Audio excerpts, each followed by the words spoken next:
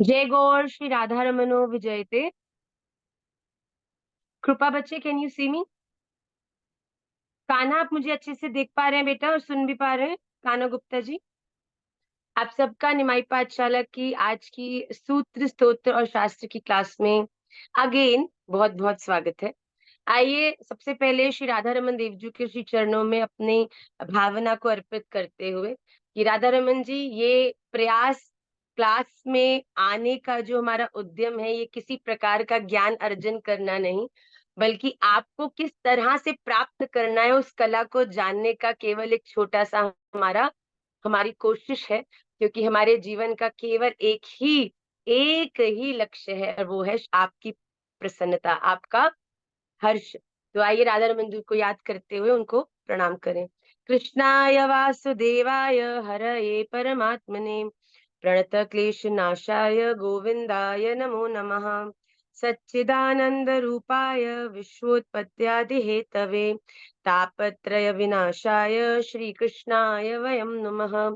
श्रीरामाय वयं नुमः। श्री गौराय वयं नुमः।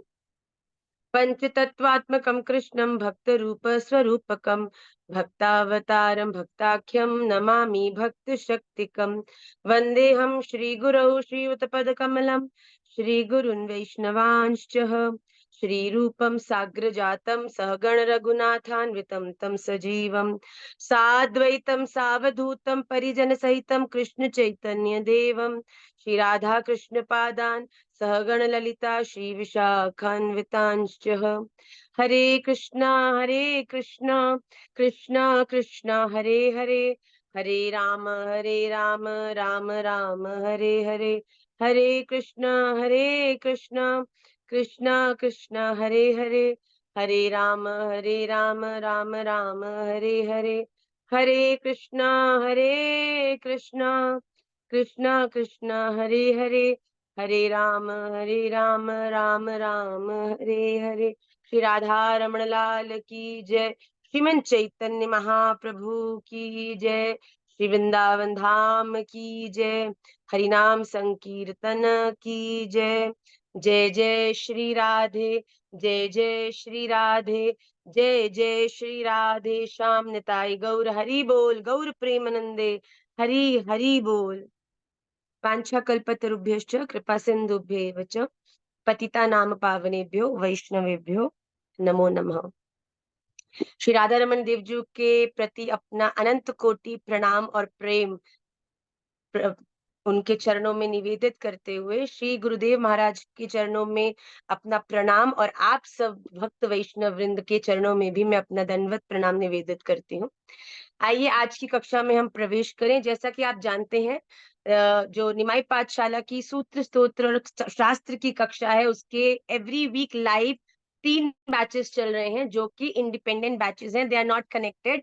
आई see a lot of children coming in all the 3 batches, which is amazing because I don't have a script.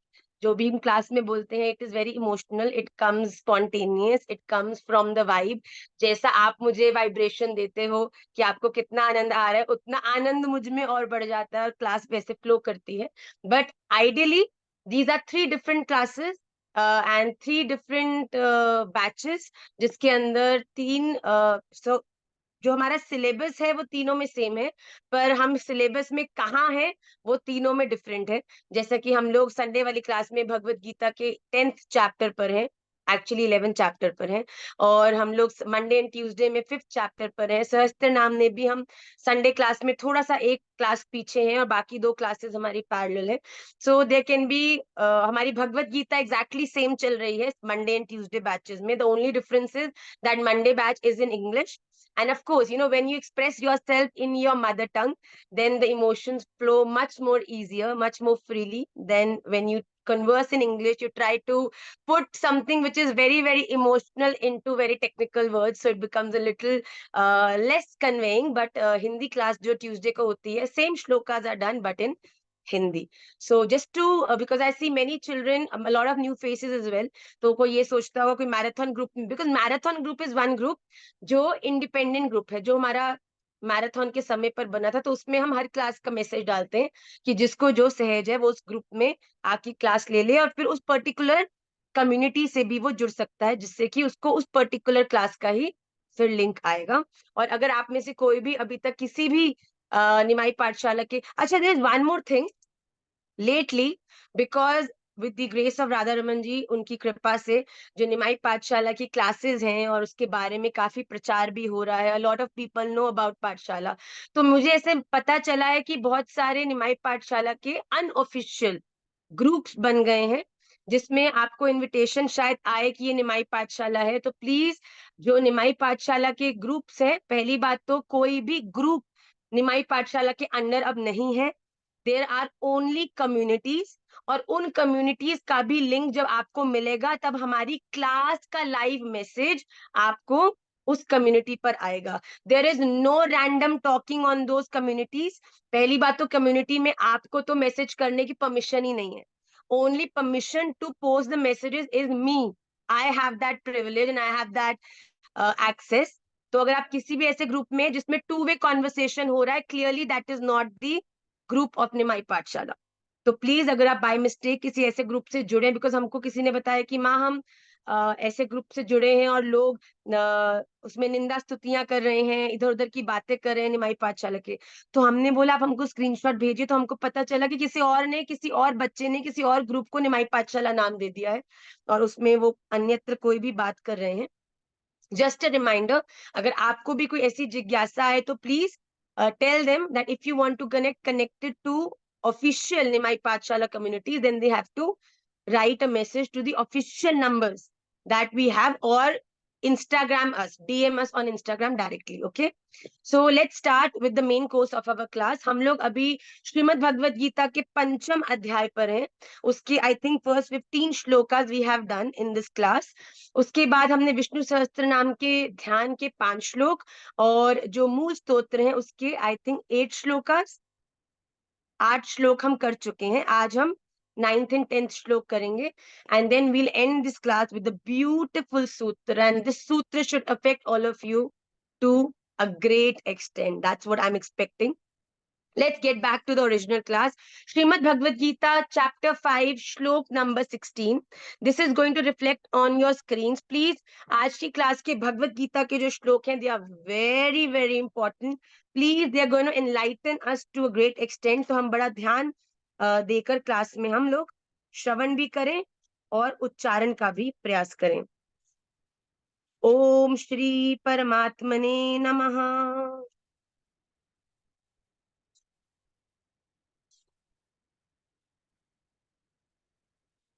ज्ञानेन तु तदज्ञानम् येषां नाशितमात्मनः तेषामादित्यवत् ज्ञानं प्रकाशयति तत्परम्। इसका संधि देखिए, ज्ञानेन तु तत् अज्ञानम येषाम नाशितम आत्मनः तेषाम आदित्यवत ज्ञानम प्रकाशयति तत्परम।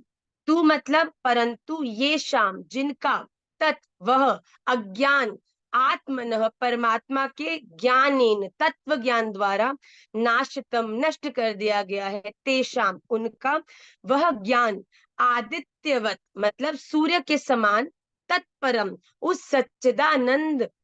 सच्चिदानंद घन परमात्मा को प्रकाशयति प्रकाशित कर देगा। तो हमने पिछली क्लास में, let's recap a little bit, हमने पिछली क्लास में ये बात समझी थी कि एक व्यक्ति के जीवन में उसके कर्म किस बात पर निर्भर है, कि वो कैसा स्वभाव धारण किए, उसका नेचर कैसा है। और एक व्यक्ति का जो स्वभाव है, नेचर है, वो किससे प्रभावित होता है, वो उसकी प्रकृति से प्रभावित होता है। But we made it very clear, और हमने इसे बार बार समझा था कि प्रकृति आपकी फिजिकल सराउंडिंग्स नहीं है। आपकी प्रकृति आपके वो लोग हैं जिनके द्वारा आप अपने जीवन में प्रभावित हो। वो लोग जिनकी बात सुन के आप अपने डिसीजन चेंज करते हो, अपने काम करते हो, जिनके इन्फ्लुएंस से आप अपने जीवन के निर्णय लेते हो। तो प्रकृति आपके आसपास की नेगेटिविटी और नास्तिकता नहीं है, बल्कि प्रकृति आपके जीवन में राधा रमन, गुरुदेव महाराज, सत्संग, भजन रूपी जो प्रकृति, डिवाइन प्रकृति आपकी है, ये ही आपकी रियल सराउंडिंग है। हमारी बॉडी की सराउंडिंग तो कुछ कुछ भी हो सकती है, पर हमारे मन की जो सराउंडिंग है, that is the most important core part over here. तो भगवान ने कहा कि आपकी जो प्रकृति है वो आपके स्वभाव को प्रभावित करती है। अब सोचो, अभी तक जो लोग सोच रहे थे कि मेरे पेरेंट्स जो मुझे भजन नहीं करने देते, मेरे फ्रेंड्स जो मुझे बार बार संसार की तरफ खींचते हैं, मैं भजन कैसे करूं, उनकी डेफिनेशन चेंज होते ही कि मेरी प्रकृति ये नहीं है, मैं इनसे क्यों इन्फ्लुएंस हूँ। मेरी प्रकृति तो निमाई पाठशाला है, मेरी प्रकृति तो गुरुदेव महाराज है, मेरी प्रकृति तो गीता जी है। तो जब आपने इनको प्रायोरिटाइज करके इनको अपनी प्रकृति बनाया, तब क्या हुआ, आपका एंटायर वे ऑफ थिंकिंग ही बदल जाएगा। अभी तक जिनके प्रभाव में आप गलत डिसीजन ले रहे थे, प्रकृति बदलते ही आपकी प्रकृति के प्रभाव में आप सही डिसीजंस लेने लग जाओगे। सही डिसीजन से क्या होगा, आपका स्वभाव भी बदलेगा, आप पेशेंट हो जाओगे, लविंग हो जाओगे, आप जीवन में कृतज्ञ हो जाओगे, गिविंग हो जाओगे, हेल्पफुल हो जाओगे। और जब आप जीवन में आपका स्वभाव बदलेगा तो आपका कर्म भी बदलेगा, कर्म भी बदलेगा तो आपका कर्म करने का कारण भी बदलेगा, और जब कर्म करने का कारण भी बदलेगा तो फल स्वरूप भी आपको श्री राधा रमन की ही प्राप्ति होगी। Are we getting the hierarchy? हमने पिछली क्लास में ये किया। अब भगवान ने अर्जुन को अगले श्लोक में क्या कहा कि अर्जुन, जो मैंने अभी तुझे बताया है ना, ये इस जीवन का सबसे पावरफुल मंत्र है to get rid of the attachment from the outer world and get connected to me which is your core world. तो भगवान कहते हैं कि जिन्होंने इस बात का ध्यान करके, अब हमने जब इस बात का ज्ञान हमारे जीवन में आ गया, हमारे को ये रियलाइजेशन हो गई थी कि अरे बुद्धू, जिसको मैं आज तक अपनी प्रकृति समझकर इन्फ्लुएंस हो रहा था, वो एक्चुअल में मेरी प्रकृति नहीं है। वो तो इस शरीर के द्वारा जिसके हमें प्रति अपने कर्मों को, धर्मों को निभाना है, वो अन्य पात्र मेरे आसपास हैं, but they are not my reason that why am I performing.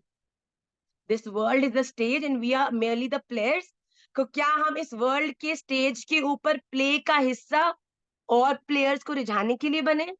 अरे नहीं भैया, जो चीफ गेस्ट बैठे हैं उनकी ताली प्राप्त करने के लिए, जो हमारे टीचर हैं, जो हमारे प्रिंसिपल हैं, जिनके कारण हम प्ले कर रहे हैं, उनकी प्रसन्नता के लिए मैं प्ले में अपना कैरेक्टर को अच्छी तरह से निभा रहा हूं। तो भगवान कहते हैं, जिस दिन आपको इस परम ज्ञान का अनुभव हो जाएगा कि मेरे जीवन में मैं जो भी कर रहा हूं वो संसार की प्रसन्नता नहीं बल्कि भगवान की प्रसन्नता है, मेरी इन शॉर्ट टर्म ग्रोथ और हैप्पीनेसेस के नहीं बल्कि मेरी इटर्नल जर्नी के लिए है। मैं इस थोड़े से समय में गलत निर्णय लेके आसपास को खुश करके मैं थोड़ा आगे बढ़ तो जाऊंगा, पर एक समय फिर आएगा कि फिर सब लोग फैले होंगे, कोई भी खुश नहीं होगा। तो भगवान कहते हैं, अरे भैया, जो चीज टेम्पररी है उसके लिए बार बार प्रयास क्यों करते हो, जब तुम्हारे पास परमानेंट एड्रेस है। बताओ, कोई पंचकुला में रहता हो और कभी एक होटल में रहे, 4 दिन बाद पैसे खत्म हो गए, कम हो गए, तो एक सस्ते होटल में चला गया, फिर और पैसे कम हुए, फिर और होटल में चला गया। पर जब उसको ये पता चल जाएगा कि पंचकुला में उसके दादाजी महाराज ने एक जमीन ले रखी थी और उस पे एक घर था, तो क्या वो बुद्धू है जो अपने पैसे भी बर्बाद करेगा और हर 4 दिन में होटल बदलेगा, जब उसका परमानेंट एड्रेस उसे मिल चुका है?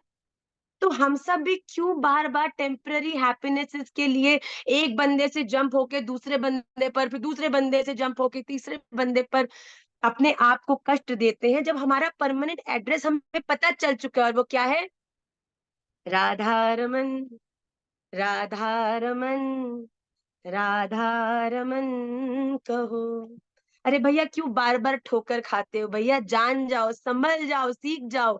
तो भगवान कहते हैं, जो जो लोग इस ज्ञान से परिचित हो गए, तो उनका क्या हुआ? अज्ञान नष्ट हो गया। Now they are not fragile, now you can't make me cry buddy, I am too good for you now.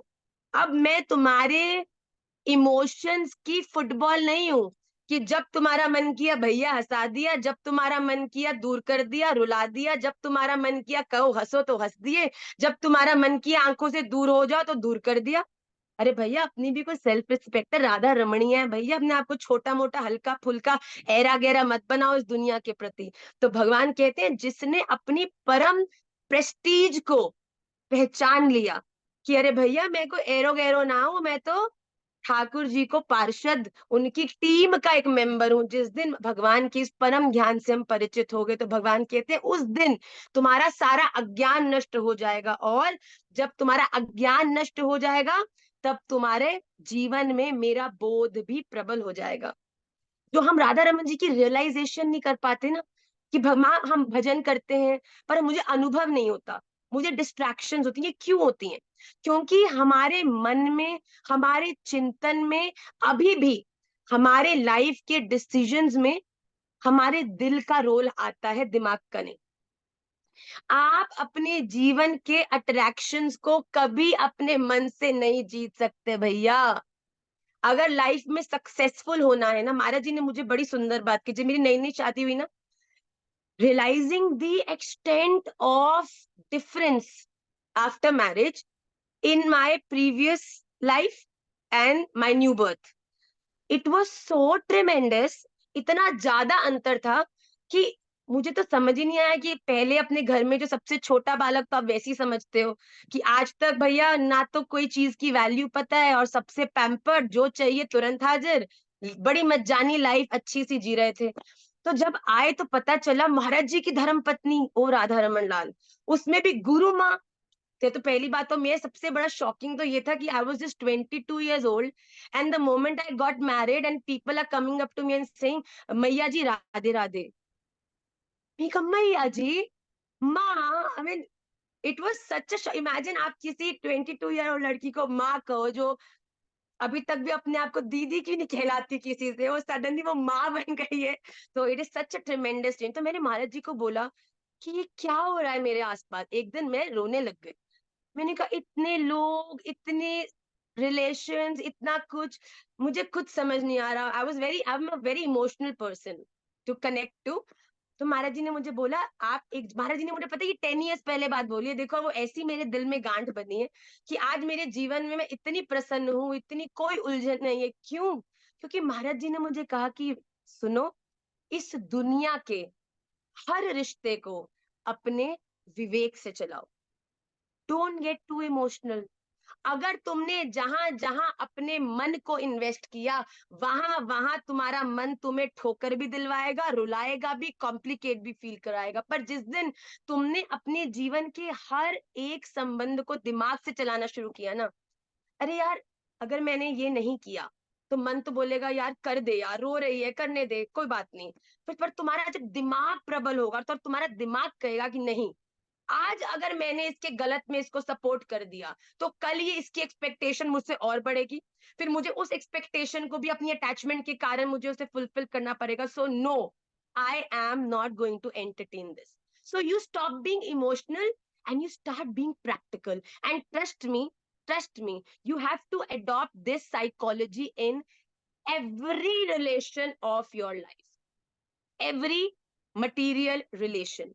आपके जीवन में, चाहे वो आपके माता पिता हैं, चाहे आपके पति हैं, चाहे आपके बच्चे हैं, चाहे आपके इमीडिएट फैमिली मेंबर्स हैं, आपको किसी से भी इमोशनल होके अगर आप डील करोगे तो वहीं पे आप मरोगे। आप सच्ची इस दुनिया में खुश नहीं हो सकते अगर आप अपने दिल से रिश्तों को चलाओगे। बताओ, भगवान कहते हैं कि इस दुनिया को, यहाँ मैंने दो यंत्र तुम्हें क्यों दिए भैया? भगवान को आप अज्ञानी समझते हो? भगवान ने तुम्हें दिल भी दिया और दिमाग भी दिया है, तो कुछ सोच समझ के दिया है ना। अब सोचो, तुम जाओ कपड़े की दुकान पे और अपने हाथ साथ ले जाओ एक लोटा, और कपड़े वाले को कहो कि भैया मेरे इस लोटे से ना 10 मीटर कपड़ा नाप के दे दे। कपड़ा वाला कहेगा तू पागल है क्या भाई, तुझे मालूम ना है लोटे से तो लिक्विड नपता है, तो कपड़े को लोटे से कैसे नापेगा?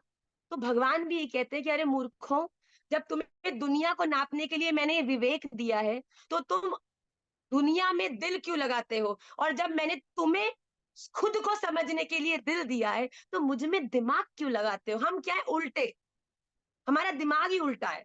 वो कहते हैं ना, बुद्धि चलती उल्टी चीजों में इंसानों की, करें क्या भैया? हम भगवान को तो दिमाग से तोलते हैं। होली वाटर, चरणामृत, अच्छा, बिल्कुल सेम टेस्ट है, क्या पानी में अंतर है? वो भी पानी है, मेरी टूटी में से निकालो देखो वही पानी है, ये भी वही पानी है। What is the difference? आप मुझे इसका केमिकल डिटेलिंग दो, क्या अंतर है? अरे भैया, अकाल मृत्यु हरणम सर्व व्याधि विनाशनम विष्णु पादोदकम पीत्वा पुनर्जन्म न विद्यते। अरे वो नॉर्मल पानी तुम्हें क्या देगो? तुमने जिस दिन चरणामृत को अपने मुख से लगा लियो ना, उस दिन आपकी गारंटी हो जाएगी कि ठाकुर जी के चरणों का चरणामृत ग्रहण करके दुनिया के बार बार कड़वे पानियों को पीने के लिए पुनर्जन्म नहीं लेना पड़ेगा। पर जो लोग माथा लगाते रहते हैं ना, उनके जीवन में चरणामृत भी पानी बन जाता है। और जो लोग दिल से भगवान से प्रेम करते हैं, उनके जीवन का सहज पानी भी भगवान आपने आरोग्य है, ये तो ये मेरे लिए चरणामृत ही है, ये मेरे लिए पवित्र पानी ही है। तो भगवान को यहां से नापो, भगवान के लिए इमोशनल हो, भगवान से अपना संबंध बनाओ, भगवान के लिए रो, भगवान से एक्सपेक्ट करो जो हम सब दुनिया में करते हैं ना। भगवान ये नहीं हो रहा, वो नहीं हो रहा, इसने मुझे प्यार नहीं किया, भगवान से बोलो ना। भगवान है जिनके पास भंडार है प्रेम का। वो दुनिया जो अपने आप ही प्रेम में दरिद्र हुई बैठी है भैया, जो इतनी माइजर है, इतनी क्या कहते हैं उसको, कंजूस है, जो अपने घर से खाली लिफाफा तो दे नहीं पाती भैया। ड्रॉर भर के लिफाफा होगा, पर फिर भी किसी से लिफाफा मांगोगे तो अपने घर के सबसे ड्रॉर में सबसे गंदा फटा लिफाफा आपको लाके देगा कि अच्छे लिफाफे तो भैया हमको काम में आएंगे बाद में, आपको कैसे दे दे। राइट? तो जो लोग एक फटा लिफाफा नहीं दे सकते, आप उनसे एक्सपेक्ट कर रहे हो कि वो आपको आदर देंगे, वो आपको सम्मान देंगे, वो आपको प्रेम देंगे? भैया भैया, मूर्ख अज्ञानी तो आप ही हुए ना, कि जो कपड़े पे की दुकान पे लोटा लेकर गए हो। भगवान कहते हैं इसमें मेरी क्या गलती है बताओ? तो यहाँ पर भगवान स्पष्ट कह रहे हैं कि जो अज्ञानी है, वो जीवन में संसार के प्रति ही सदा उनको खुश करने की चेष्टा करेंगे, पर जिस दिन उस अज्ञानी को ज्ञान प्राप्त हो जाएगा, जिस दिन वो एनलाइटन हो जाएगा, उस दिन क्या होगा? वो अपने जीवन के सभी निर्णय अपने विवेक से लेने लगेगा। यहाँ भगवान स्पष्ट कह रहे हैं कि अपने विवेक को, अपनी विजडम को, अपने ब्रेन को, अपने माइंड को महत्व देने से अज्ञान का नाश हो जाता है। हमें अपने लाइफ के डिसीजंस को अपने दिमाग से लेना है, please. Practical, is it good for my journey? Is this going to make Radha? हमारी दुनिया रोती है तुम्हारे डिसीजन पे, रोने दो। अगर तुम्हारे डिसीजन तुम्हें कॉन्फिडेंस देते हैं कि ये डिसीजन राधा रमन लाल को प्रसन्न करेगा, मेरा ये डिसीजन सबके लिए हितकारी है, मेरा ये डिसीजन मेरे गुरुदेव महाराज को मेरे प्रति प्राउड फील कराएगा, अरे भैया दुनिया, बताओ। अगर दुनिया दुनिया की तो प्रॉब्लम भी ये कि तुम भजन क्यों करते हो, दुनिया की तो प्रॉब्लम ये भी है कि तुम दूसरों की सहायता क्यों करते हो। जो हमारे पास इतना पैसे, 10 रुपया कमाने वाले को ये होगा कि तू 1 रुपया भी कहीं और मत खर्च।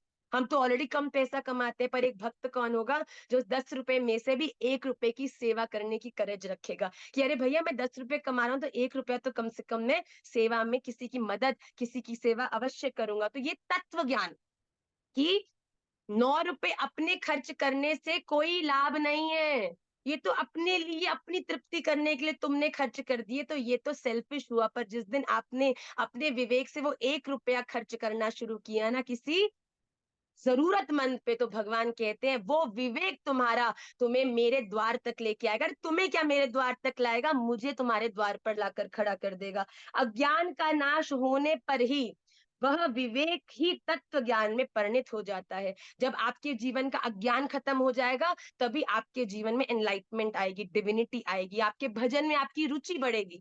तो भगवान यहाँ क्या कहते हैं? अज्ञान का नाश विवेक को महत्व देने से होता है।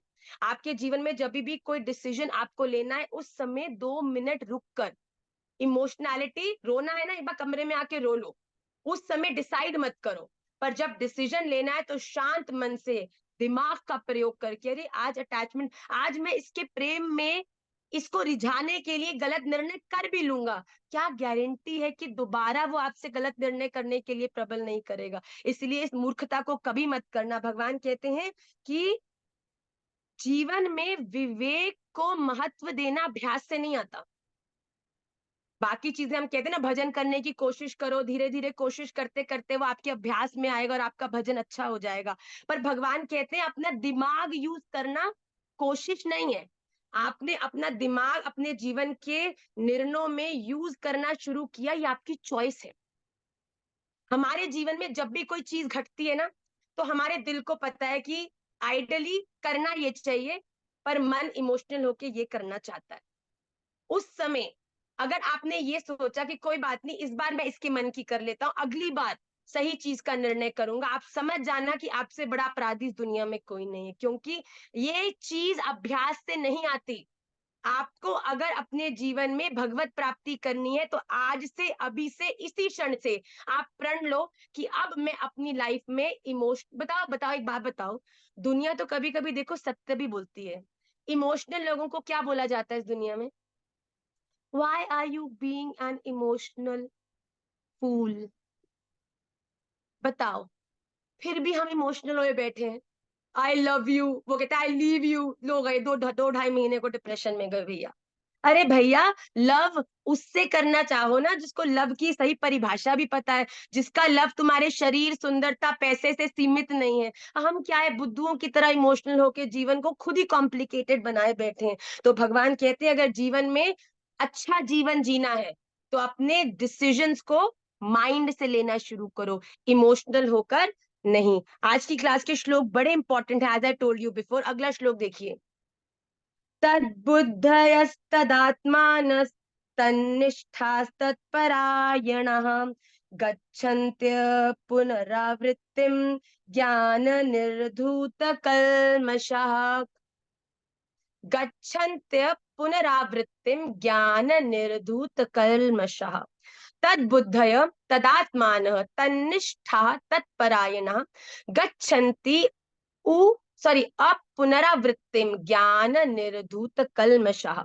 देखिए, तदात्मान मतलब जिनका मन तद्रूप हो गया है। तद्रूप मतलब भगवान में निरंतर हर समय भगवान का चिंतन जिनको हो रहा है। तद्बुद्धय, जिनकी बुद्धि तद्रूप हो रही है, मतलब जिनकी बुद्धि निरंतर उनके कंट्रोल में, हमेशा उनके उनके लिए सही निर्णय लेने के लिए उपयोगी है। तन्निष्ठा, सच्चिदानंद घन परमात्मा में ही जिनकी निरंतर एक ही भाव से स्थिति है, ऐसे तत्परायण, तत्परायण पुरुष ज्ञान निर्धूत कल्मषः, ज्ञान के द्वारा पाप रहित होकर अपुनरावृत्तिम अपुनर्वृत्ति को अर्थात परम गति को प्राप्त होते हैं। इन शॉर्ट, जो व्यक्ति अपने जीवन में निर्दोष है। अब निर्दोष कौन है? जिसने कोई गलत कार्य नहीं किया, जिसने कोई गुनाह नहीं किया, जिसने कोई दोष नहीं किया। अब आप अपने जीवन में निर्दोष कैसे हो सकते हो? जब हम अपने जीवन में सबके प्रति समान दृष्टि रखते हैं। देखिए, अगले श्लोक में मैं इसमें और विस्तार करूंगी। समवर्तिनः और समदर्शिनः, ये दो बड़ी अलग चीजें हैं, वेरी वेरी इंपॉर्टेंट, जिसके कारण 99.99% लोग जीवन में गलती करते हैं। कि माँ ने कहा है कि हमें सबके प्रति इक्वल रहना है। देखिए, हमें सबके प्रति इक्वल दृष्टि रखनी है। हमारी दृष्टि क्या है? कि सबका अच्छा हो, किसी के संग बुरा नहीं हो। अगर कोई किसी प्रकार का व्यवहार कर रहा है तो राधा रमन जी उसको सद्बुद्धि दे। मेरे हृदय में किसी के प्रति कोई भी दोष नहीं है, मैं किसी से हेट नहीं करता, मैं सबके वेल विशेष चाहता हूँ। राधा रमन जी सब पर कृपा करें। ये होती है समदृष्टि। मेरी विजन में इस दुनिया का हर व्यक्ति इक्वल है। चाहे वो मुझसे प्रेम करता है, आई स्टिल लव हिम। कोई मुझसे प्रेम नहीं करता, आई स्टिल रिस्पेक्ट हिम। कोई मेरे को गाली देता है, I still pray for him. कोई मुझे एक्नॉलेज करता है, उसके प्रति भी मैं अपने जीवन में कृतज्ञ हूँ, थैंकफुल हूँ। पर भगवान कहते हैं मेरे जीवन में किसी के प्रति भी कोई दोष नहीं है। ऐसा निर्दोष व्यक्ति कौन हुआ? जो हर समय मेरे में मन लगाए बैठा है, जिसकी बुद्धि के द्वारा ही उसके जीवन में निर्णय लिए जा रहे हैं, जिसकी बुद्धि के द्वारा सही निर्णय लेने में वो सफल हो रहा है, और जिसकी हर समय परमात्मा में स्थिति है। मैं किसी के प्रति क्यों दुर्भाव रखूं, किसी के प्रति कुछ क्यों गलत बोलूं? मेरे राधा रमन मुझे देख रहे हैं, और मैं कुछ भी ऐसा ना बोलूंगी, ना कहूंगी, ना करूंगी, ना किसी के प्रति व्यवहार देखूंगी जिससे कि मेरे राधा रमन जी के हृदय को कष्ट हो। भगवान कहते हैं ऐसे व्यक्ति पुनरावृत्ति को कभी प्राप्त नहीं होते, वो कभी भी पुनर्जन्म को प्राप्त नहीं होते, वो जीवन में सदा निर्दोष रहते हैं। बताओ, पुनरावृत्ति का मतलब है जेल में जाना, राइट? एक और जन्म लेना मतलब पहले गर्भ में जाना, फिर वो सारी कष्टों को सहना, फिर इस जन्म लेना, जन्म के बाद इस संसार के कष्टों को सहना, ये तो जेल ही हुई ना। तो भगवान कहते हैं कि निर्दोष व्यक्ति कभी जेल जाता है? भगवान की सभा में नहीं जाता।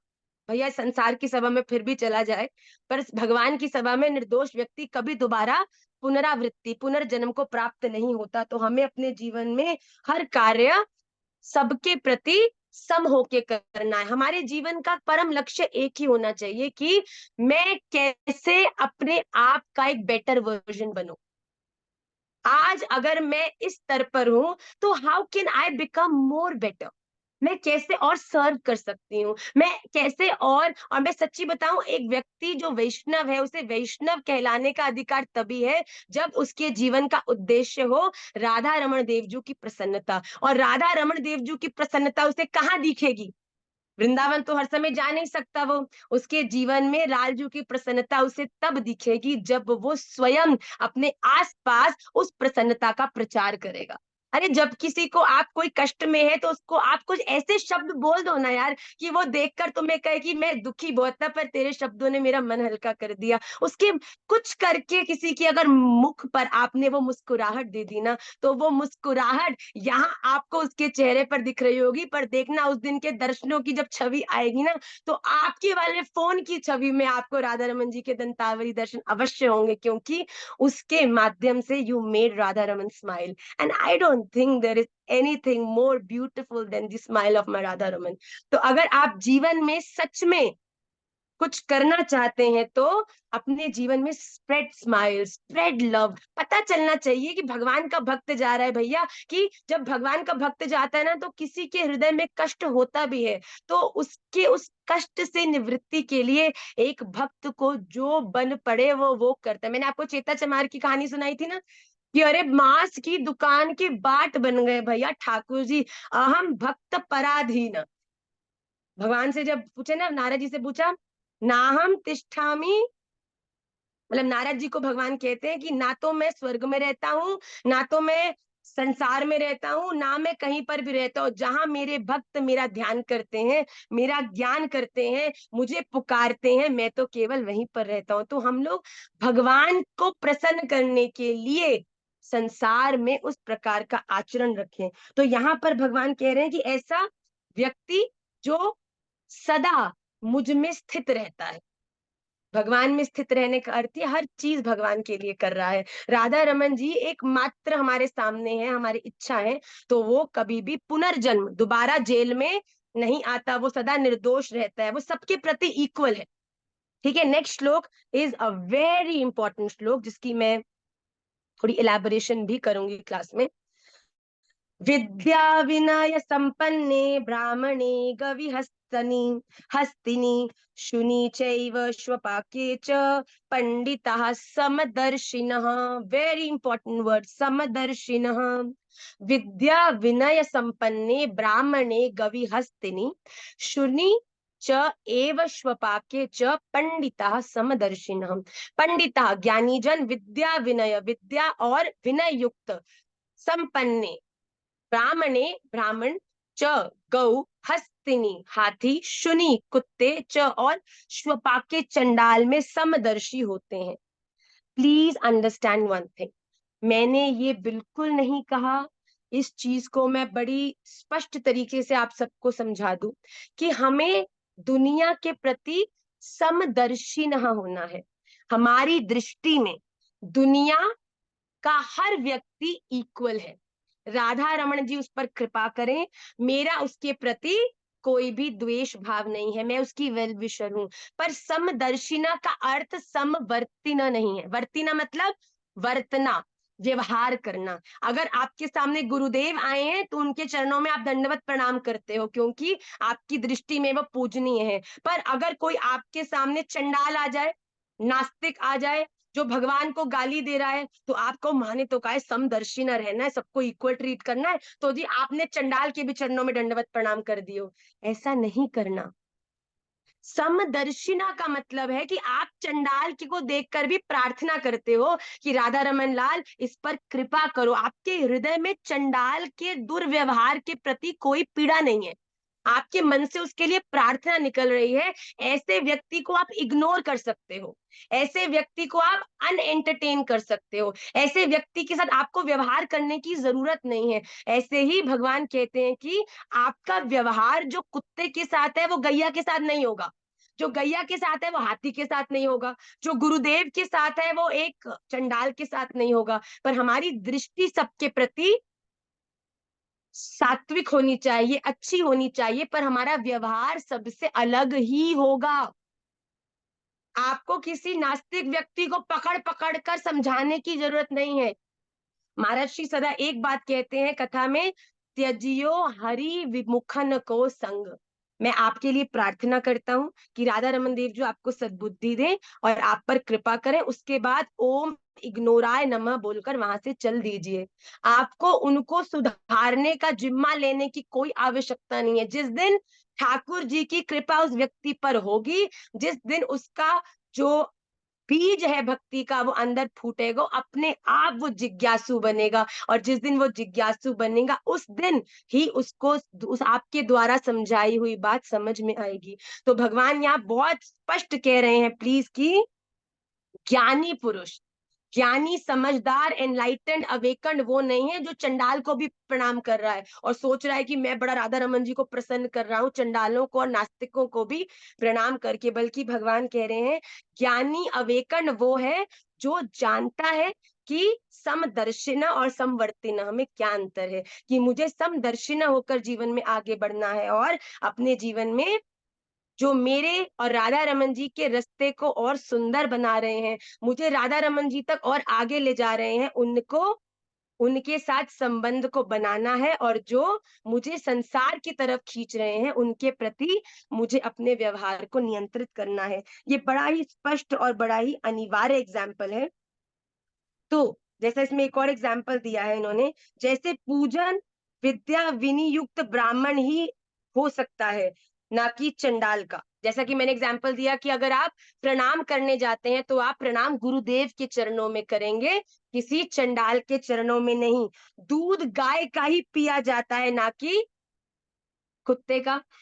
बताओ, कोई डॉग मिल्क पिएगा कभी? बताओ। भगवान ये कह रहे हैं कि आपका व्यवहार सबके प्रति चाह कर भी सेम नहीं हो सकता। अगर आप चाहो भी तो भी आप वो सेम बिहेवियर नहीं कर सकते। तो इसीलिए हमारे जीवन में हमें समदर्शिना, अपने दिमाग विवेक का प्रयोग करके सबके प्रति इक्वल दृष्टि रख के व्यवहार को व्यक्ति अनुरूप नियंत्रित करना है। According to the person our attitude, our behavior should also alter. Next श्लोक, इहैव तैर्जितः सर्गो येषां संये स्थितं मनः निर्दोषं हि समं ब्रह्म तस्मात् ब्रह्मणि ते स्थितः। इह एव तैर्जितः सर्गः येषां साम्ये स्थितं मनः निर्दोषं हि समं ब्रह्म तस्मात् ब्रह्मणि ते स्थितः। जिनका मन समभाव इक्वल इमोशन में स्थित है, ते उनके द्वारा यह इस जीवित अवस्था में ही संपूर्ण संसार को जीत लिया गया है, क्योंकि सच्चिदानंद परमात्मा निर्दोष और सम है। इससे वे सच्चिदानंद घन परमात्मा में ही स्थित है। भगवान की क्या क्वालिटी है कि भगवान सबके प्रति इक्वल है। जो भगवान का जितना चिंतन करता है उतना ही भगवान उसके प्रति अपने चिंतन को प्रकट करते हैं। और जो भगवान के प्रति जिस भाव को रखता है, भगवान उसी भाव में स्थित होकर उसको दर्शन भी देते हैं। देते हैं कि नहीं? तो भगवान क्या है? भगवान इज सो इनोसेंट कि हम जैसा मानते हैं, जैसा चाहते हैं, जिस रूप में चाहते हैं, भगवान इतने प्यारे हैं कि उस रूप में आकर हमें दर्शन देते हैं। हम भगवान से जो मांगते हैं, जैसा मांगते हैं, जैसी सेवा करते हैं, भगवान कभी भी नाराज नहीं होते कि तुम मेरे लिए सेवा तो कर रहे हो। तो भगवान क्या है? भगवान हमेशा अपने भक्तों के प्रति सम है। अगर भगवान प्रहलाद जी के लिए आए हैं तो भगवान गोपाल भट्ट जी के लिए भी आए हैं। गोपाल भट्ट जी के लिए आए हैं तो रूप गोस्वामी पाद के लिए भी आए हैं। रूप गोस्वामी पाद के लिए आए तो सनातन गोस्वामी पाद, जीव गोस्वामी पाद, सबके लिए भगवान आए हैं। तो भगवान कहते हैं कोई ऐसी विशेषता नहीं है, मैं तो सबके लिए सम हूं और मैं निर्दोष हूं। मतलब कि भगवान कहते हैं मुझ में कोई दोष नहीं है। क्यों? क्योंकि मैं सम हूं। तो भगवान कहते हैं जिस दिन मेरे भक्तों में भी ये क्वालिटी आ गई कि वो जिस दिन निर्दोष हो गए, जब वो अपने जीवन में अटैच होकर इनोसेंट के साथ अहित और दोषी का साथ देके अपराधी नहीं बन जाते। तो ऐसे निर्दोष व्यक्ति सदा मुझ में ही वास करते हैं, वो मेरे ही हृदय में विद्यमान है। अगला श्लोक बड़ी जोर की बात कहता है कि, ध्यान से देखिएगा, न प्रहृष्येत न प्रहृष्येत प्रियं प्राप्य, नो द्विजेत प्राप्य चा प्रियम, स्थिर बुद्धिर सम्मूढ़ो ब्रह्मविद् ब्रह्मणि स्थितः।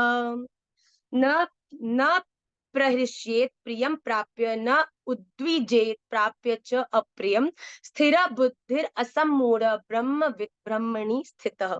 बड़े ध्यान से देखिएगा, प्रियम, प्रिय को प्राप्त होकर हर्षित नहीं हो, और अप्रिय को प्राप्त होकर उद्विग्न न हो, स्थिर बुद्धि, संशय रहित ब्रह्मवेत्ता पुरुष सच्चिदानंद घन पर ब्रह्म परमात्मा को एक ही भाव से उनमें नित्य स्थित है।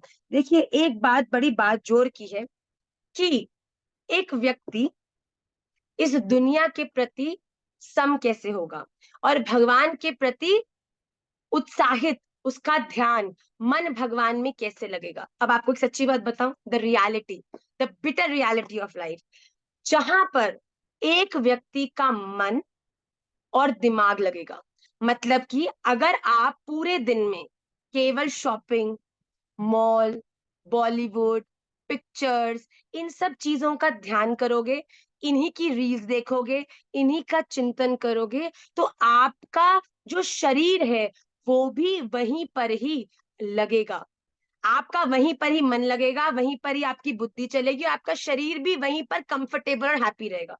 बताओ, जो लोग को शॉपिंग का शौक है, भैया 8-8 घंटे मॉल में घूमते हैं, थकते हो? कभी नहीं थकते। पूरा पूरा दिन मॉल में निकल जाते हैं। आज संडे है, today is a fun day, पूरा पूरा दिन शॉपिंग चल रही है, मॉल में चल रहे हैं, तब क्या आप थकते हो? तब क्या डिस्ट्रैक्शन आपको होता है? एक मरी जीन खरीदनी हो, 8 घंटे 10 दुकानों में घूमते हो, फिर भी मनपसंद की जीन नहीं मिलती, फिर भी बंदा कहता है आई विल कम टुमारो, पर अभी भी मन नहीं बढ़ा, कल आके फिर और ध्यान करूंगा।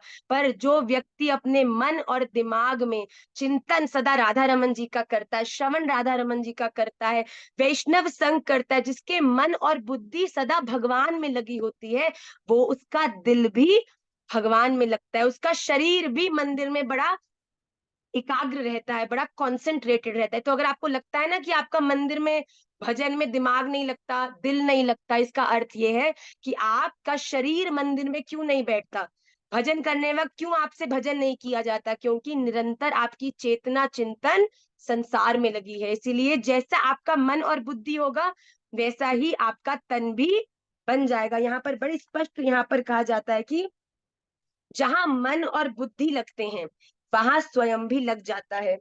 ये जीव का स्वभाव है। जहां आपका मन और बुद्धि लगेगा, आपका तन भी वहीं लगेगा।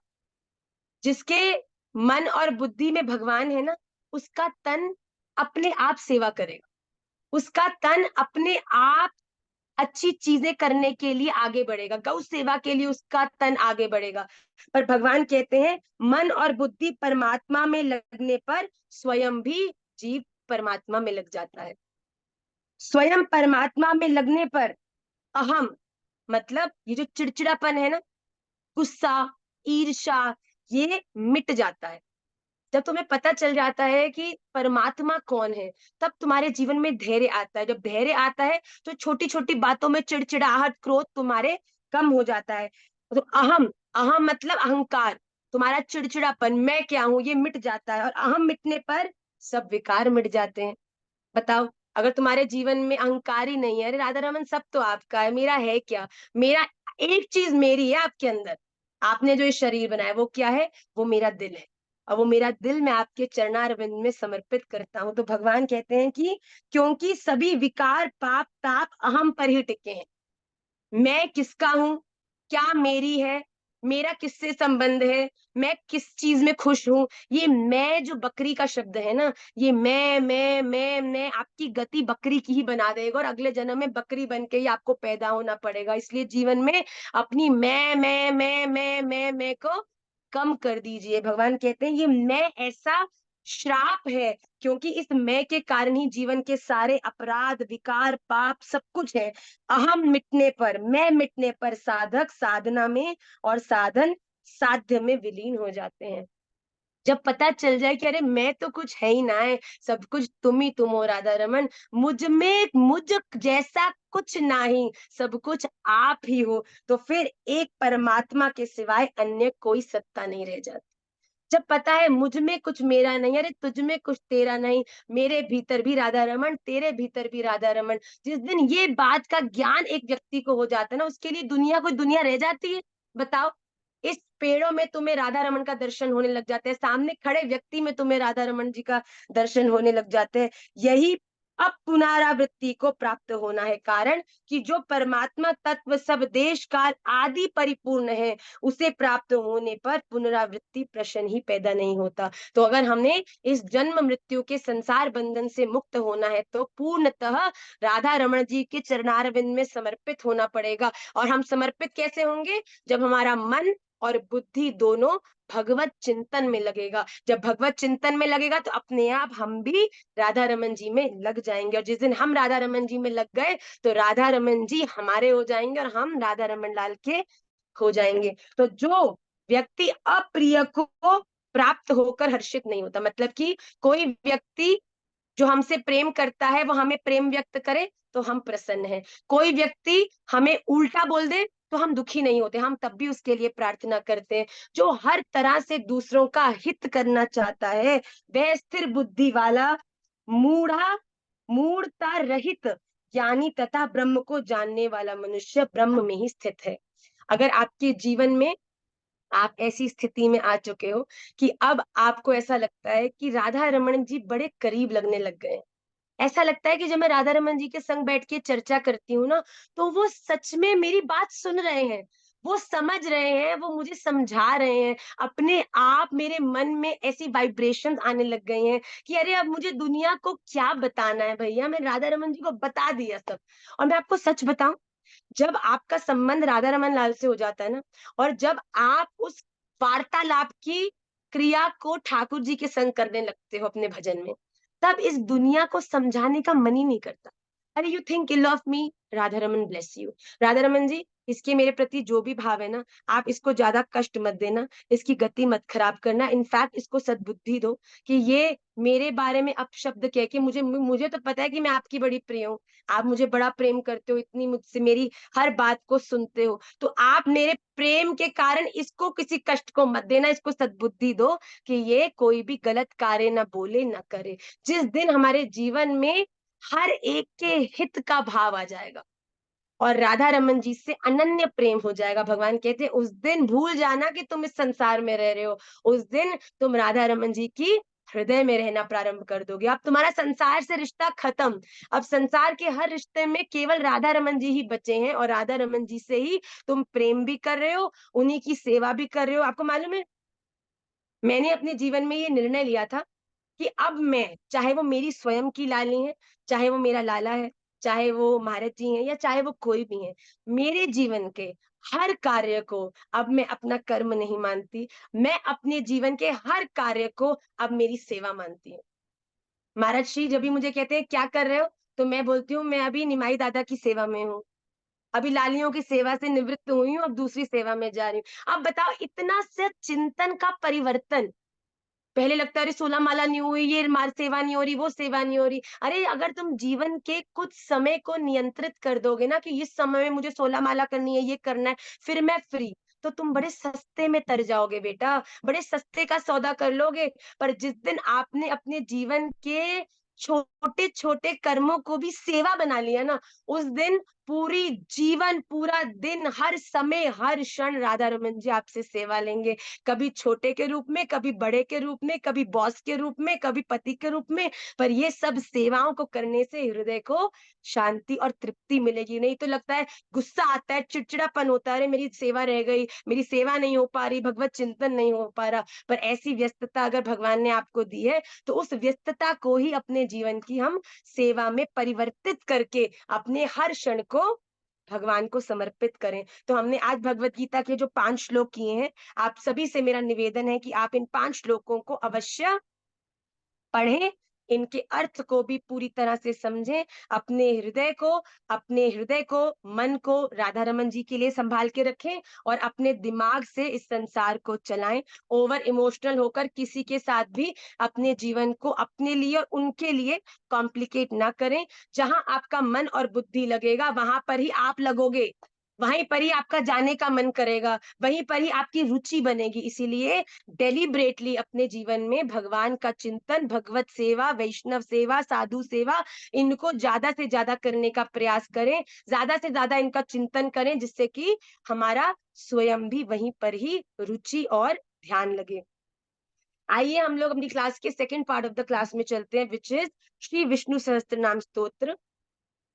मैं जल्दी से जिसका नाम लूंगी केवल वो ही अपने आप को अनम्यूट करेगा और फिर हम पहले ध्यान के श्लोक और जो 8 श्लोक हमने करे हैं उन्हें, उसके बाद हम लोग आज के जो 2 श्लोक हैं उनको भी जल्दी से करेंगे। मैं निवेदन करती हूँ रुचि अग्रवाल जी से कि वो ध्यान के प्रथम 2 श्लोकों का गान करें, जल्दी से बेटा। राधे राधे मैया। आज का सूत्र बड़ा अद्भुत है, तो आज का सूत्र अवश्य ही सब लोग श्रवण करके जाएं और class I will and the class in other 15 minutes maximum. जल्दी बेटा। शुक्लांबरधरं विष्णुं शशिवर्णं चतुर्भुजं प्रसन्नवदनं ध्यायेत् सर्वविघ्नोपशान्तये। व्यासाय प्रसन्न, थोड़ा विष्णुरूपाय उच्चारण में बेटा हलंत किए, थोड़ा उच्चारण में हलंत का पूरा पूरा शब्द बोले आप। प्रसन्न वदनम ध्यायेत् सर्व विघ्नोपशान्तये। आगे। व्यासाय विष्णुरूपाय व्यासरूपाय विष्णवे नमो वै ब्रह्मनिधये वासिष्ठाय नमो नमः। नमो वै ब्रह्मनिधये वासिष्ठाय नमो नमः। पूनम जी यूके। शांताकारं, राधे राम मैया जी। राधे राधे दंडवत पूनम जी। प्रणाम। चलिए। शांताकारं भुजगशयनं पद्मनाभं सुरेशं विश्वाधारं गगनसदृशं मेघवर्णं शुभांगं लक्ष्मीकान्तं कमलनयनं योगभिर्ध्यानगम्यं योगिभिर्ध्यानगम्यम् योगिभिर्ध्यानगम्यं वन्दे विष्णुं भवभयहरं सर्वलोकैकनाथम्। बहुत सुंदर। यस्य स्मरणं यस्य स्मरणमात्रेण जन्मसंसारबन्धनात् विमुच्यते नमस्तस्मै विष्णवे प्रभविष्णवे। Very good. आद्रिका जी अगला श्लोक आप सुनाइए। नमः समस्त भूतानाम, विल यू ट्राई बच्चे? Unmute yourself. Radhe Radhe Radhe Mataji. Radhe बच्चे। Radhe Maya. Maya, I've recently joined the classes. It's okay but you must learn बच्चे side by side, okay? Yes, yes, Maya, I am learning from the very starting. Very good बच्चे, proud of you लाली। विष्णु प्रिया जी। नमः समस्त भूतानाम। राधे राधे मैया, दंड राधे प्रणाम। राधे। नमः समस्त भूतानां आदिभूताय भूभृते अनेक रूप रूपाय विष्णवे प्रभविष्णवे। वेरी गुड बेटा। नेक्स्ट श्लोक कृपा। Unmute yourself. विश्वम, राधे श्यामा। राधे राधे ओ बच्चे। विश्वं विष्णुवषट्कारो भूतभव्य भवत्प्रभुः भूतकृद्भूतभूद्भावो भूतात्मा भूतभावनः भू- वेरी गुड। आगे। पूतात्मा, भूतात्मा परमात्मा च मुक्तानां परमागतिः अव्यय पुरुष साक्षी क्षेत्रज्ञोऽक्षर एव च। Very good Kripa, absolute beautiful उच्चारण बेटा, proud of you. Next Arushi. Radhe Radhe मैया। राधे राधे बच्चे। योगो योग विदाम नेता प्रधान पुरुषेश्वरः नारसिंह वपु श्रीमान केशव पुरुषोत्तम। नारसिंह वपु श्रीमान केशव पुरुषोत्तम। नेक्स्ट बेटा जल्दी बताओ। सर्वः सर्व शर्वः शिवः स्थाणुर्भूतादिनिर्व्ययः संभवो भाव भूतादिर्निधिरव्ययः संभवो भावनो भर्ता प्रभव प्रभुरीश्वर। Very good try, beta. We'll improve the pronunciation more, Arushi. Okay? Subhanshi. Radhe Radhe स्वयंभू राधे राधे बच्चे। स्वयंभू शंभुरादित्य पुष्कराक्षो महात्मनः अनादिनिधनो धाता विधाता धातुरुत्तमः। आगे नेक्स्ट। अप्रमेयो ऋषिकेशः पद्मनाभो मदप्रभु विश्वकर्मा मनुस्त्वष्टा स्थविष्ठा स्थविरो ध्रुवः। Very good, Subhan. I know you're very intelligent already, but very, very good. जो अपना श्लोक है उसका लास्ट लाइन को we'll learn more properly, बेटा. Okay? विश्वकर्मा मनुस्त्वष्टः स्थविष्ठः स्थविरो ध्रुवः. इससे नेक्स्ट श्लोक भी हम लोगों ने कर लिया है ना, अग्राह्य. सो ऋचा शर्मा जी, अग्राह्य शाश्वत कृष्णो. ऋचा लाली, unmute yourself quickly. Okay, वत्सल. श्री राधे मैया दंडवत प्रणाम। राधे राधे लाला. अग्राह्य शाश्वत कृष्णो लोहिताक्ष प्रदर्तन प्रभूतस्त्रिक कुब्धाम पवित्रं मंगलम कुरु मंगलम परम। नेक्स्ट ईशानः.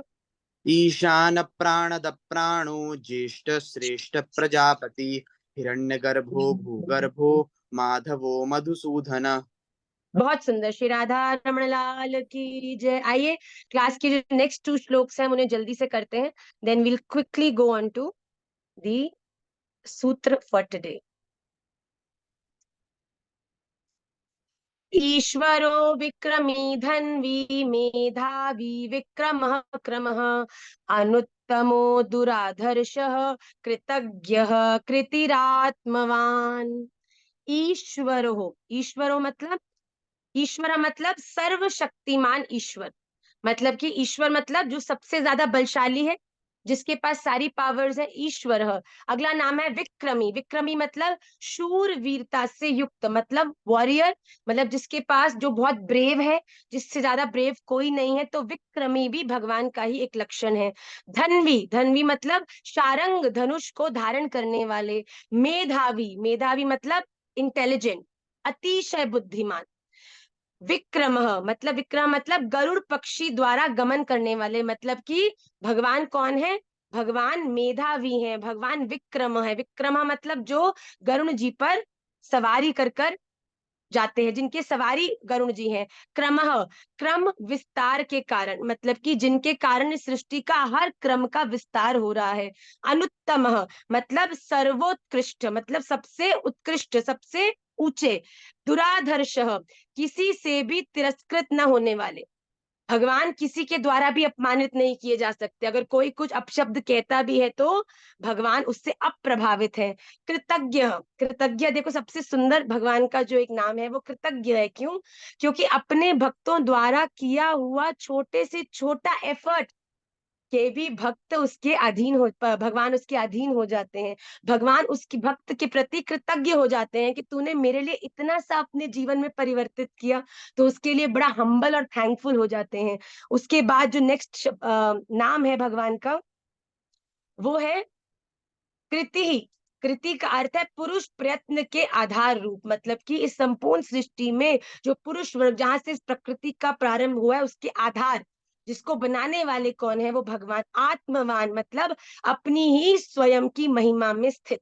मतलब भगवान कहाँ स्थित है? इस ब्रह्मांड में. ये ब्रह्मांड उनके द्वारा ही स्थित है. तो भगवान क्या कहते हैं कि अपने ही गुणों में स्थित होने वाले आत्मवान. भगवान अपने आप को अपने में ही सदा स्थित पाते हैं. आइए अगला श्लोक जल्दी से देखें. सुरेशः शरणं शर्म विश्वरेता प्रजाभवः अह संवत्सरो व्यालः प्रत्ययः सर्वदर्शनः. इसमें क्या कह रहे हैं? सुरेश मतलब सुर, मतलब देवता. उनके ईश मतलब सुरों के भी, देवताओं के भी स्वामी। उसके बाद शरणम, दीन दुखियों के परम आश्रय, मतलब जो इस संपूर्ण सृष्टि के परम शरण के आश्रय है, मतलब कि जो दीन दुखी जो भी सृष्टि में जिनका आश्रय वो ग्रहण करते हैं। शर्म, शर्म मतलब परमानंद स्वरूप, जिनके जीवन में दुख दर्द नाम की कोई चीज ही नहीं है, जो सदा परमानंद स्थिति में है। विश्व रेता, मतलब विश्व के कारण, इस संपूर्ण सृष्टि के जो कारण स्वरूप है। प्रजा भव, सारी प्रजा को उत्पन्न करने वाले, जिससे ये पूरी प्रजा, जो राजा जी हमारे राधा रमन लाल और उनकी प्रजा ये सृष्टि, तो राजा जी ने ही पूरी सृष्टि बनाई है। उसके बाद अह, अह का मतलब है प्रकाश स्वरूप, जो एनलाइटन करते हैं, जो प्रकाश है हमारे जीवन का, जो अज्ञान रूपी अंधकार को मिटाने वाले ज्ञान स्वरूप है। संवत्सर, काल रूप के में, काल रूप से स्थित, मतलब कि समय समय पर काल के बदलने पर भी जो स्थित है, इनफैक्ट जो स्वयं काल है, वो कौन है? भगवान। उसके बाद व्यालह, व्यालह मतलब सर्प के समान ग्रहण करने में न आ सकने वाले। तो मतलब कि देखो, सर्प, व्यालह मतलब कि जैसे जो सर्प है उसके भीतर जो पॉइजन है, विष है, क्या उसे ग्रहण किया जा सकता है?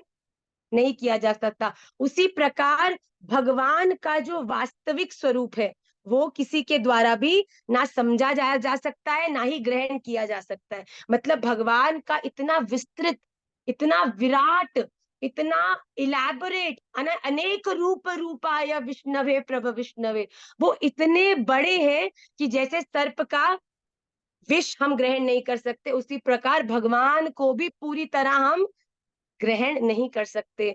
उसके बाद प्रत्यय, प्रत्यय मतलब उत्तम बुद्धि से जानने में आने वाले।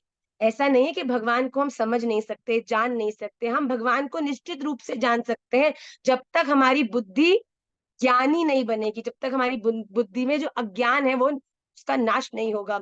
सर्वदर्शन, जो हमने आज भी भगवत गीता में करा, कि जो सबके दृष्टा है, जो सबको एक ही समान दृष्टि से देखने वाले हैं, जो जो हर एक के प्रति, अगर अभी तक हम भक्त नहीं थे, अगर अभी तक हमने जीवन में अच्छे कर्म नहीं किए थे, पर आज अगर हम राधा रमन जी के चरणों में समर्पित हो जाते हैं, तो आज से ही हमें, हम पर उनकी कृपा, उनका अनुभव हमारे जीवन में होने लग जाएगा। ऐसा नहीं है कि हमने बुरा काम किया है तो भगवान अब हमको अपने अनुभव नहीं, भगवान समदृष्टि हैं, भगवान सबके प्रति सम है। तुम बुरा करोगे तो बुरा ही तुम्हारे सामने, कर्म रूप के सामने, तुम्हारे कर्मों के अनुसार फल रूप में तुम्हारे सामने खड़ा होगा। पर वही अगर तुम आज से अच्छा करना शुरू करोगे तो भगवान समत्व में है, तुम्हें तुम्हारे अच्छे के लिए भी तुम्हें रिवॉर्ड, अपनी भक्ति, अपना भजन वो निश्चित रूप से प्राप्त कराएंगे। तो ये 2 श्लोक जो आज हमने किए उसको हम हृदयस्थ करें। आइए अविलंबित रूप से हम क्लास के last part of the class में चलते हैं, विच इज दी सूत्र। एक बार एक टीचर अपनी क्लास में आई and she decided to take a surprise test. तो उसने बोला कि मैं चाहती हूँ कि आज आप क्लास में सब लोग माय विश, मेरी इच्छा पर एक ऐसे लिखें। तो टीचर ने बोला, बच्चों ने ऐसे लिखा, क्लास खत्म हुई, टीचर सारी कॉपीज लेकर घर आ गई। अब जब वो घर आई तो घर में आई, इवनिंग के अंदर बैठी, तो एक रूम में उसका हस्बैंड बैठा था, वो फोन में लगा हुआ था, वो खुद कॉपीज चेक करने लग गई। इतने में उसके ग्रैंड पेरेंट्स भी थे, मतलब वो जो दादा दादी होते हैं वो लोग भी वहां बैठे थे, वो भी वहां बैठे फोन के अंदर स्क्रॉलिंग कर रहे थे कि आजकल इंस्टाग्राम में कौन सी रेसिपी चल रही है, देखें हम भी। तो सब लोग अपने अपने कामों में व्यस्त थे। इतने में सब इतने व्यस्त थे कि किसी के पास समय नहीं था कि एक दूसरे को देखें। इतने में पति को आवाज आई। बताओ ऐसे कब होता है? पति को देखा कि ये आवाज कहाँ से आ रही है, तो उसने देखा, तो वो देखकर हैरान हो गया कि उसकी पत्नी रो रही है। तो तुरंत उसने फोन साइड में रखा और पत्नी के पास गया, अरे तुम रो रही हो, क्या हो गया, कोई बात हो गई क्या? तो वो रोने लगी और कहने लगी, मैंने आज क्लास में अपने स्टूडेंट्स को बोला कि आप माय विश के ऊपर ऐसे लिखो। तो उस पति ने कहा, अच्छा तो क्या पढ़ के तुम्हें रोना आ गया? तो कहती, देखो इस बच्चे ने लिखा है कि मैं चाहता हूं कि मैं एक मोबाइल फोन बन जाऊं। तो उसके पति ने बोला, क्यों? कहता क्योंकि उस बच्चे ने लिखा है कि मैं जब भी अपने मम्मी पापा के पास अपनी कोई बात शेयर करने जाता हूँ, उनके पास कभी टाइम नहीं होता। पापा अपना फोन पे लगे रहते हैं, मम्मी अपने फोन पे बातें करती रहती हैं, मेरे दादा दादी अपने अपने फोन में लगे रहते हैं, कि मेरे लिए किसी के पास समय नहीं है। मैं सबसे कितना बताना चाहता हूँ, मैं सबसे कितनी बात शेयर करना चाहता हूँ, पर कोई भी मेरे लिए अवेलेबल नहीं है। मैं चाहता हूँ भगवान आप मुझे एक फोन बना दो, जिससे कि हर समय मेरे पापा मुझे देख देख कर मुस्कुराएं, मेरी मम्मी बार बार उठाकर मेरे को अपने मुख से लगाएं, मुझे अपने पास पास रखें, मेरे दादा दादी हर समय मुझे देखकर हंसे मुस्कुराएं। मैं चाहता हूं कि भगवान आप मुझे एक फोन बना दो। ये देखकर उसके पति भी भावुक हो गया। अरे बेचारा बेटा बच्चा कितना कष्ट में है, उसकी माता पिता को बिल्कुल अकल नहीं है। पर आजकल के पेरेंट्स को पता ही नहीं है कि बच्चों को कैसे अपने पाल पोस कर बड़ा करना चाहिए, उनको समय देना चाहिए। इतने में उसकी पत्नी और जोर जोर से रोने लगी।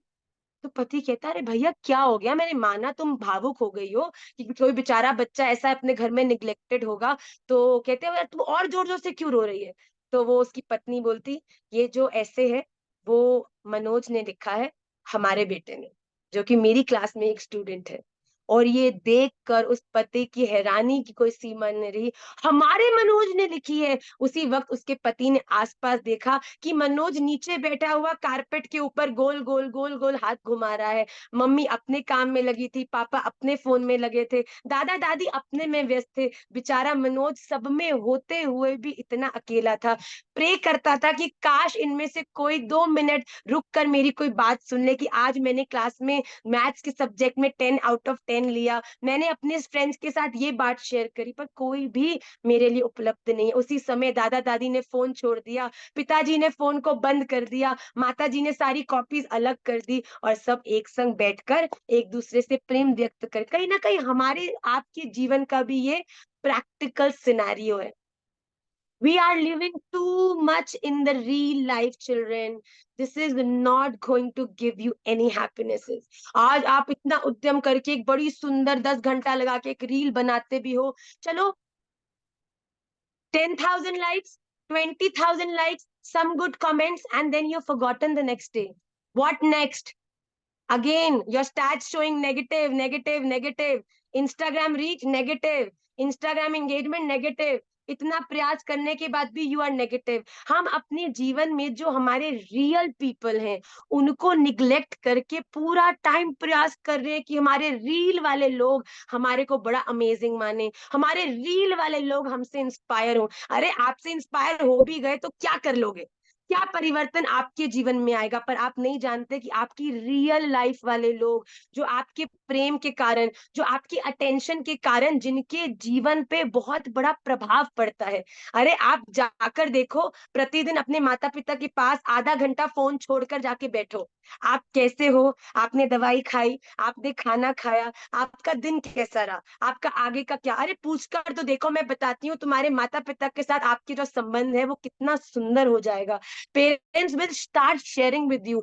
चिल्ड्रन, मदर्स फादर्स के पास समय नहीं है रील देखने और बनाने के सिवा, कि वो अपने बच्चों के साथ 10 मिनट बैठकर बात करें, उनको कोई अच्छी चीजें बताया था और कुछ नहीं, निमाई पाठशाला में सुनी हुई स्टोरीज ही बताएं कि हमें जीवन में इस प्रकार से कैसे अच्छी अच्छी चीजें करनी चाहिए। But we have no time. It's high time we should realise कि हमें अपने जीवन में जो अपने रियल, वो लोग जो हमें हमसे सच में प्रेम करते हैं, वो लोग जो सच में हमारा टाइम चाहते हैं, वो लोग जो सच में हमसे बात करना चाहते हैं, वो लोग जो सच में हमसे इंस्पायर्ड हैं, we should take some time out to talk to them, to tell them how special they are, to tell them how they should be doing, what they should be doing in their lives. पर अगर हम आज उनके संग वार्तालाप नहीं करेंगे, आज अगर हम उनके और अपने संबंध को और सुंदर बना के उस कॉन्वर्सेशन को नहीं व्याप्त करेंगे, तो आगे जाके अगर आपके बच्चे आपसे बातें शेयर नहीं करते ना, उस समय माथा पीटोगे तो सच बोल रही हूँ, अपने गाल को जरूर पीटना। क्योंकि आज अगर आपके बच्चे आपसे शेयर नहीं करें, आपके बच्चे आपको कुछ नहीं बताएं, आपके बच्चे गलत रास्ते पर चले, उसका मूल कारण ये है कि जब उन्हें मार्गदर्शन की आवश्यकता थी, तब तब आप अपने फोन्स में, अपनी किटीज में, अपने लोगों में, अपने संसार में, इधर उधर की बातों में व्यस्त थे। इसलिए अगर इस सिनेरियो को हम नहीं एक्सपीरियंस करना चाहते, start spending not quantity, Trust me, nobody wants your quantity. Start spending quality time with your loved ones. अपने जीवन की सब बेकार की व्यस्तताओं को छोड़कर काम से आते हो, फोन्स को अपने चार्जिंग में लगा दो, साइलेंट कर दो, ऑफ कर दो, और सब परिवार एक संग बैठ के प्रसाद पाओ, बात करो, कॉन्वर्सेशन करो. आजकल आउटफ्लो तो कुछ खास है नहीं, इनफ्लो इनफ्लो इनफ्लो है, और वो इनफ्लो कभी खत्म नहीं होगा. वो ऐसा इनफ्लो है जो अंदर भी जा रहा है पर अंदर आपको कुछ इम्पैक्ट नहीं कर रहा है. वो इनफ्लो आप बताओ, आज कोई व्यक्ति अपना इंस्टाग्राम खोलता है और रील्स देखना शुरू करता है, भैया 1 घंटा 1.5 घंटा कहाँ जाता है पता चलता है. उसके बाद भी क्या रील्स खत्म होती हैं? What this world has to offer, this will never end. पर वो 1-1.5 घंटा जो आपने यूजलेस, बेवकूफ, not important at all reels देखने में बर्बाद किया, उस 1.5 घंटे में से अगर आधा घंटा भी आप अपने बच्चों के साथ या माता पिता के साथ या फैमिली के और लोगों के साथ जो जेन्युइनली आपसे प्रेम करते हैं उनके संग बैठकर बताएंगे ना, मैं सच ही कहती हूँ, आपका जीवन बदल जाएगा. आपका हर एक से कनेक्शन, आपका हर एक से संबंध बदल जाएगा. आजकल प्रॉब्लम ही है कि हम लोग पेरेंट्स से बात नहीं करते, और जो हमारे लिए वेल विशर्स है उनको हम वेल विशर्स मान नहीं रहे, और वो दुनिया जो हमारे रील के ऊपर या हमारी बेवकूफियों के ऊपर या हमारी अज्ञान के ऊपर हंस रही है, उनको एंटरटेन करने के लिए किसी भी हद तक जा रहे हैं भैया.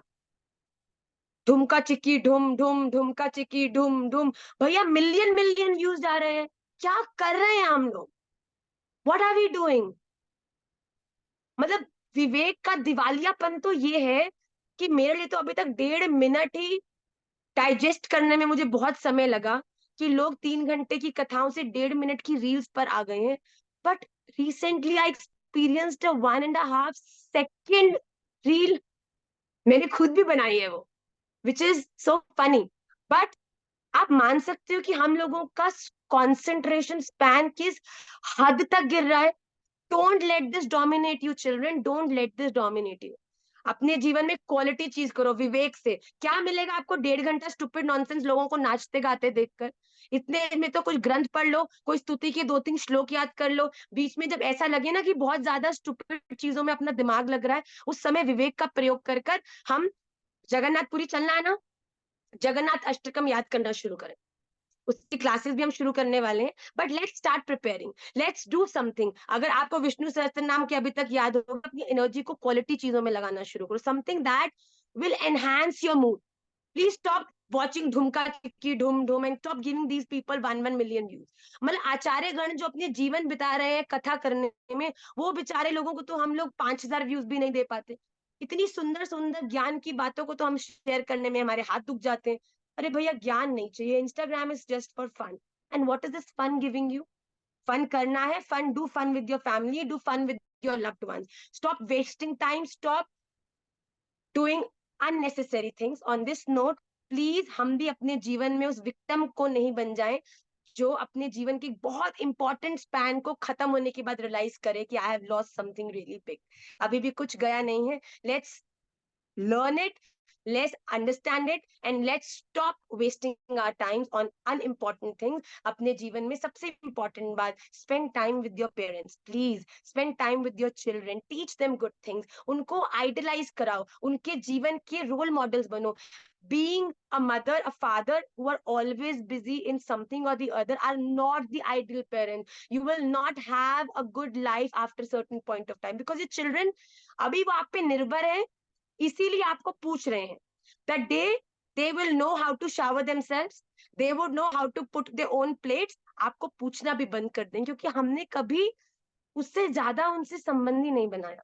So I don't want कि कोई भी मदर ये चाहेगी कि कुछ समय बाद उसको ये एक्सपीरियंस करना पड़े. इसीलिए invest in quality time, invest in quality relationships.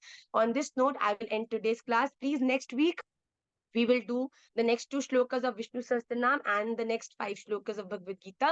And I will try to include some physical activity also. We will be learning how to do something practical for Shri Radha Raman Lal. I used to do that previously when we didn't start Bhagavad Gita. तो हम class के first part में कुछ practical चीजें करते थे, like making of a garland or maybe do making of some alankar for Radha Raman Lal, making of some pag jewelry for Radha Raman Lal. So I don't know, just came spontaneously from my heart. So next class may I'll teach something which is more practical also for all of you. So wait for the next class and please learn Vishnu Sahasranam. Please, please, please, please, please, please, please, please, please learn Vishnu Sahasranam. It is very, very important for us to learn Vishnu. This is going to be our weapon in the coming times. I'm telling you. अगर आपको विष्णु सहस्त्रनाम हृदयस्थ कंठस्थ है तो उसका उच्चारण कीर्तन करने में आपको जो ऊर्जा प्राप्त होगी ना, वो आपके कलयुग के सब विकारों को आपसे दूर ले जाएगी. तो प्लीज और कुछ याद करो नहीं करो, मेरे लिए, राधा रमन जी के लिए विष्णु सहस्त्रनाम अवश्य याद करना. And on this note I will end. वांछा कल्पतरुभ्यश्च कृपा सिंधुभ्यैव च पतितानां पावनेभ्यो वैष्णवेभ्यो नमो नमः. राधा रमन जी के लिए चरणों में अपना प्रेम, गुरुदेव महाराज जी के चरणों में अपना प्रणाम और आप सबके लिए अपना खूब सारा प्रेम, लाड, आशीर्वाद, blessings and many prayers in the lotus feet of Radharaman for all of my children, my very beloved, my very special children. And take care of yourself and keep smiling and keep spreading this beautiful smile. Shri Radharaman Lal ki jai.